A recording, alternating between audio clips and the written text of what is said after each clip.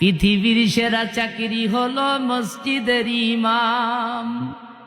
জন্মিলে ইমাম, মরলে ইমাম, বিয়েতে ইমাম। লাগে না লাগে না? কথা বলেন না কেন? পৃথিবীর সেরা চাকরিজীবী মসজিদের ইমাম। জন্মিলে ইমাম, মরলে ইমাম, বিয়েতে ইমাম। ইমামকে কেউ করি না ভাই সঠিক মূল্যায়ন। আজও বাড়েনি, বাড়বে কবে ইমামদের বেতন? আজও বাড়েনি, বাড়বে কবে ইমামদের বেতন?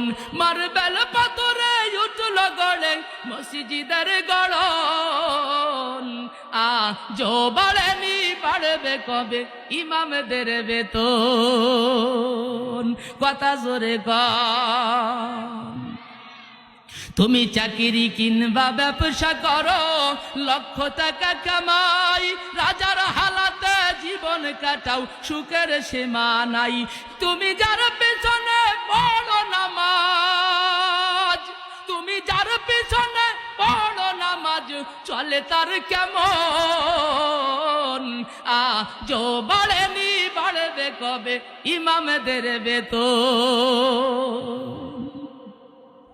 আমার ছেলে মেয়ে পড়ে অনেক দামি স্কুলে, 10,000 টাকা বেতন লাগে প্রতি মাসে।